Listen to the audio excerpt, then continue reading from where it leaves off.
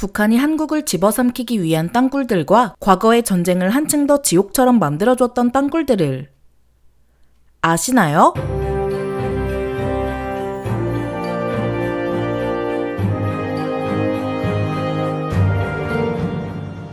안녕하세요. 지식 스토리입니다. 이번에는 서울을 한 번에 점령하기 위한 북한의 땅굴과 더불어 세계에서 수많이 사용되었던 레전드 땅굴들을 살펴볼 텐데요. 한국의 민속놀이인 스타크래프트를 해보신 분들은 저그의 빡침을 잘 아실 것입니다. 별의별 것들이 다 땅속에 숨어있다 한 번에 튀어나오거나 커널 같은 것을 이용해 저 이상한 곳에 대규모 병력이 나타나는 것을 말이죠. 이런 면에서 북한은 어찌 보면 저그의 모습을 하고 있는데요. 수많은 언론에서 보도되었듯 북한이 지금까지 열심히 파놓은 땅굴들만 봐도 그렇다는 것을 알 수 있습니다. 더군다나 북한이 수년 동안 땅굴을 대남 도발에 사용하면서 우리에게는 꽤 익숙한 존재가 된 만큼 대한민국에 사는 사람이 땅굴을 모르면 간첩이라 봐야겠죠. 북한의 전매 특허처럼 보이는 이 땅굴은 당연하게도 북한이 처음 시작한 것은 아닙니다. 전쟁사에 땅굴이 처음 등장한 건 자그마치 로마 시대까지 거슬러 올라갑니다. 게르만족들이 서로 똘똘 뭉쳐서 로마의 탄압에 대항한 바타비아의 반란 직후에도 게르만족은 여전히 로마로부터 벗어나지 못했습니다. 그래서 게르만족들은 땅굴을 파고 대기하고 있다가 로마군이 나타나 기습을 가했죠. 이것이 역사에서 땅굴이 처음 이용된 순간이었는데요. 대충 칼 같은 것을 들고 싸우던 시기의 이야기는 재미없으니 빠르게 넘겨 화약이 발달한 시대로 넘어가겠습니다. 화약이 생기자 삽으로 파헤쳐 만들던 땅굴을 순식간에 만들 수 있게 되었는데요. 심지어 크기도 이전과는 수준이 달라졌습니다. 이때부터 땅굴을 단순히 숨어있는 용도로 쓰는 것이 아닌 다른 방도로서도 활용하기 시작했는데요. 그래서 크림 전쟁 때 연합군과 러시아군 양측 모두에서 땅굴을 사용하기도 했죠. 미국 남북전쟁의 피터스버그 포위전에서도 북군이 남군의 진지에 땅굴을 파고 폭탄을 터뜨려 기습하는 데 사용했습니다. 심지어 피터스버그 포위전은 폭약이 자그마치 3.6톤이나 사용되었는데요. 3.6톤의 폭약이 터진 미친 폭발 때문에 거대한 분화구가 생겼다 하여 크레이터 전투, 즉 분화구 전투라는 별명이 붙기도 했습니다. 시간이 흘러 20세기가 되자 대포와 폭탄 등 화약 무기의 파괴력이 이전과 비교가 안 될 정도로 강력해졌는데요. 지상 위에 있는 건물과 같은 구조물은 집중포화에 견딜 수 없게 되었죠. 건축 기술의 발전 또는 방어 기술의 발전 속도에 비해 화력이 강해지는 속도가 매우 빨랐던 것입니다. 그래서 공들여서 여러 방어 진지를 구축할 바에 참호처럼 땅을 파서 보급품과 병력을 보호하거나 아예 땅굴을 구축하여 적의 포격으로부터 진지를 보호하는 방법이 더 효율적이기 시작했죠. 이런 양상이 가장 두드러졌던 전쟁은 그 유명한 1차 세계대전이었습니다. 기관총과 참호가 전쟁에서 판을 치자 전선이 매우 심각하게 고착화되었는데요. 참호를 벗어나면 기관총에 죽고 참호에 가만히 있으면 포격에 맞아 죽었습니다. 1km의 전선을 전진시키려고 해도 정말 상상할 수도 없는 수의 병력을 희생해야만 했죠. 이렇게 전선이 고착화되는 현상이 심해지자 연합군과 독일군 모두 똑같은 아이디어를 떠올리는데 적진까지 땅굴을 파서 폭탄으로 적 참호를 날려버리는 초등학생 같은 아이디어였죠. 이런 식으로 전선에 구멍을 낸다면 방어선이 무너질 것이고 이때를 틈타 보병이 전진하자는 것이었습니다. 비록 초등학생 같은 아이디어였지만 각국의 똑똑하다는 자들을 불러 모아 작전을 실행했는데요. 땅굴을 파는데 병사들을 시켜 단순히 삽질을 해댄 것이 아닌 터널 굴착 전문가까지 모셔서 땅굴을 파헤쳤으니 말입니다. 그만큼 땅굴이 당시 전쟁의 전황을 바꿀 황금빛 카드처럼 보였다는 것을 의미하죠. 실제로 효과도 상당했습니다. 영국의 플러머 장군은 독일의 방어선을 돌파하기 위해 독일 참호까지 땅굴을 파넣었는데요. 독일군 참호 근처에 무려 600톤이라는 개념 없는 양의 화약을 묻어두고 폭약을 한 번에 터뜨렸습니다. 이때의 폭발이 너무 커 전선에 있던 매신 능선의 지형까지 바꾸어 버렸다고 하는데요. 이런 말도 안 되는 폭발에 독일군 1만 명이 한 번에 증발했다고 합니다. 이처럼 땅굴은 전투의 양상을 단번에 뒤바꾸어 놓을 수 있을 뿐만 아니라 전쟁의 흐름을 바꿀 수도 있는 엄청난 역할들을 해왔습니다.